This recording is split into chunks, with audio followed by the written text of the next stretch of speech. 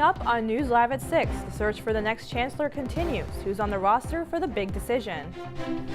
Plus, how professors are reacting after programs at the College of Arts and Sciences were paused. And in Armory Square right now, a fundraiser for cancer peer programming with a unique twist. All that and more, News Live at 6 starts right now. This is Citrus TV News Live at 6, your campus news leader. As SU continues to search for its next chancellor, a board has been formed to make the pick. Welcome into News Live at 6. I'm Anjana Desam. And I'm Matt Lesnick. According to the chancellor, the new committee consists of students, faculty, and staff and aims to bring a vital perspective to the decision. 24 people were selected for the search committee. The committee includes Board of Trustees, Life Trustees, and Voting Trustees.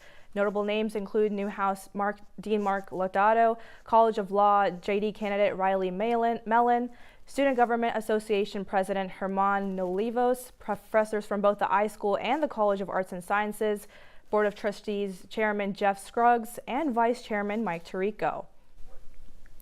Students and faculty will be able to give their thoughts on who the next chancellor should be through community engagement events. The first session for students is set for this Sunday at 6 p.m. at the Shine Student Center. And a department meeting Monday at the College of Arts and Sciences revealed that 18 programs will be put on pause, including African American Studies. Associate Professor Joanne Bryant says she was not consulted on the decision and is unclear by what this pause actually means.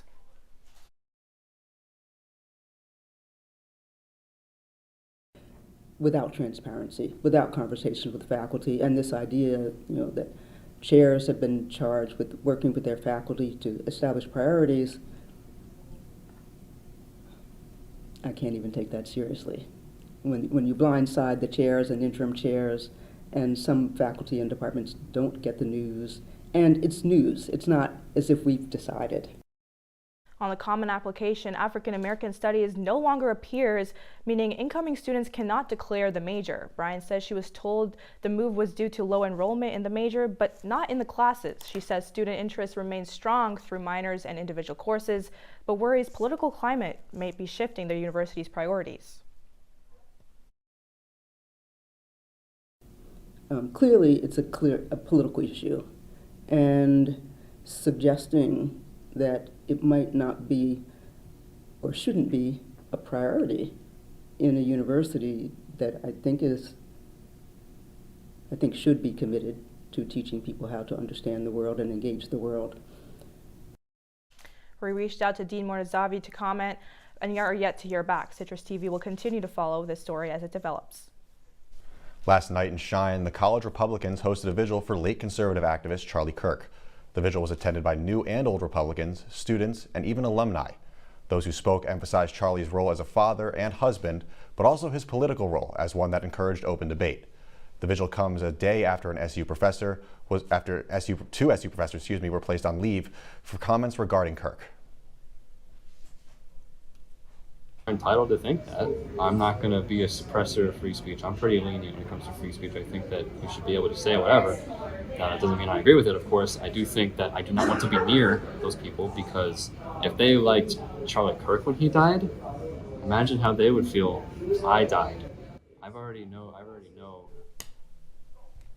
The college Republicans note that the vigil was not planned in correlation to the SU professor on leave. Earlier this week, SU College Democrats released a statement regarding the professor placed on leave, saying, quote, "Syracuse University's decision to place professors on leave for their words alone threatens the very principle of academic freedom and free expression. Universities cannot claim to value free speech while disciplining faculty for expressing controversial or unpopular views."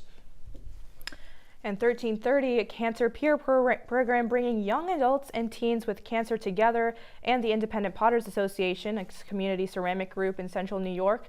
They're hosting the Clay for Cause event in Armory Square with a unique twist to raise money. Our Holden Sherman is there now. Thanks, Holden. Looks like a great time out there, but look out, couples. Your ticket to marriage might be gone. Syracuse's fabled kissing bench appears to be destroyed. The bench looks to have completely lost its back end. The kissing bench was gifted to SU by the class of 1912. Legend says if you kiss your partner on the bench, you're destined for marriage. But if you sit alone, you might be that way your whole life. It's unknown what caused this bench to break or when it might be fixed. And Juice Jam kicks off tomorrow afternoon on the Quad. Jordan Ward will be headlined by Ash, and doors open at 1 p.m. Juice Jam is free to all SU and ESF students, but in case you miss it, Citrus TV's Grace Elford will have the full recap on Monday's News Live at 6. Well, I'm so glad that we're seeing this good weather recently because Juice Jam is going to be great out there. I know it's on the Quad. Are you planning to go? I am. I'm hoping to have a good time. I'm hoping the weather is going to be nice, but the person who's going to know about that is our Jude Bazerman, who's out there right now. Jude, how's it looking out there right now? Jude, thank you, and I agree. You should be out there on the field with against Clemson. Well, a new play has come into Lemoyne on September 23rd, but their rehearsal space is not what you may expect. Our Isabella Galan was there and found out what makes this new show so special. Coming up on News Live at 6, a government shutdown just a week away, how Congress reacted to today's passes. Plus, Jimmy Kimmel Live remains off the air for a third day. The future of free speech from an SU law professor just after the break. Coming up on News Live at 6, a local ballet instructor teaches those of all skill levels the beauty of learning dance, what it means for students of all ages. Plus, a Central New York auto parts shop keeping an iconic 90s luxury car alive 15 years later after they've stopped production. And a deeper look into the costumes being worn in the Music Man National Tour that's making a stop in the Salt City this week when News Live at 6 starts right now. This is Citrus TV News Live at 6, your campus news leader. The National Weather Service's lake effect snow warning for Onondaga County has just been lifted at the top of the hour. Welcome to News Live at 6 for this Thursday. I'm Luke Welch. And I'm Caitlin Campbell. Syracuse saw over 6 inches since yesterday. Let's take a live look over SU's Quad right now. It's looking pretty snowy out there. Yeah, I know those flakes are still coming down. I feel like this is the largest I've seen these flakes since we've come back for this winter, but those roads are looking pretty dangerous over the past few days. I know it was tough last night, and that radar, it's looking like we're going to have some clearness over the next few days. Yes. I mean, I hope so. It's just been snowstorm after snowstorm. But our Sophia Braun joins us live from the Citrus TV weather deck. How's it feeling out there? Well, guys, you're exactly right. That lake effect snow warning.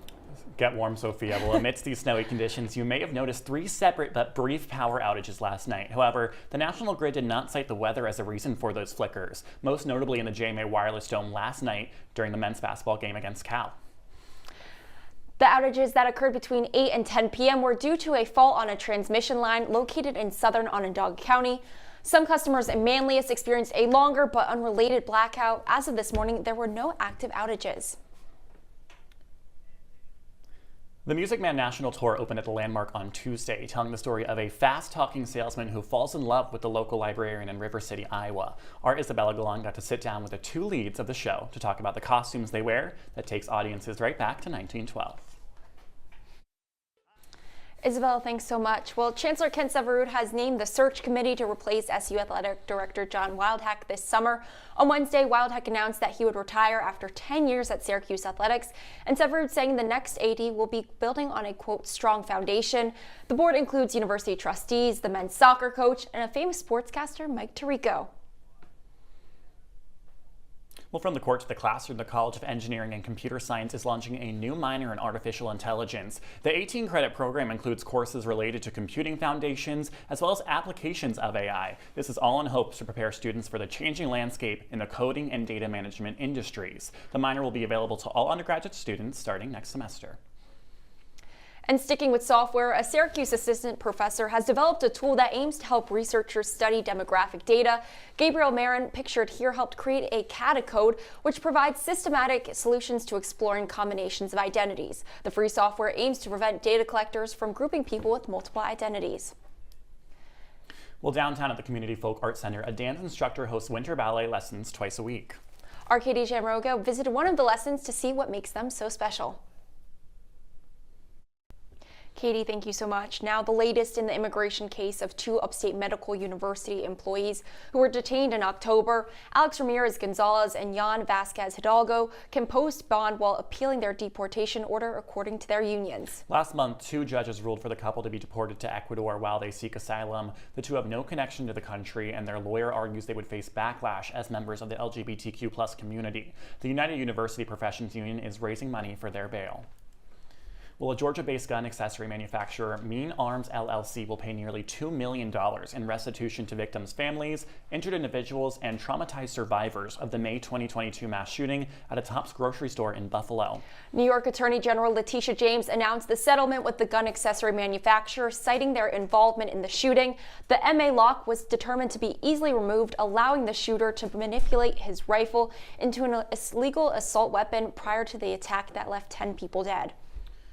Well, heading now to the Capitol, a new U.S. attorney was named on Wednesday, but just 5 hours later, he was fired by the Justice Department via email. A panel of federal New York judges had appointed 79-year-old Donald Kinsella to fill a vacant seat that was left by John Sarcone, who was never confirmed by the Senate. Sarcone had served as the interim U.S. attorney for the Northern District of New York until July. When judges declined to extend his term, judges had concerns after the Justice Department reinstated him while he began looking into the case of Attorney General Letitia James, President Donald Trump, and the NRA. Deputy Attorney General Todd Blanche posted on X last night, quote, "Judges don't pick U.S. attorneys, POTUS does. See Article 2 of our Constitution. You are fired, Donald Kinsella." Well, today, New York leaders and LGBTQ+ advocates vowed to re-raise the pride flag at the National Stonewall Monument after the Trump administration removed the flag this past Tuesday. The group gathered at the historic landmark in New York City this morning and called on the National Park Service to restore the symbol. However, the federal organization came out with a statement saying that under federal guidance, only U.S. flags are authorized to fly under flagpoles that they manage. And you may have never heard the name Saab in your life, but in the 1990s, it was a powerhouse in European luxury cars. They went defunct 15 years ago and have slowly disappeared from the road.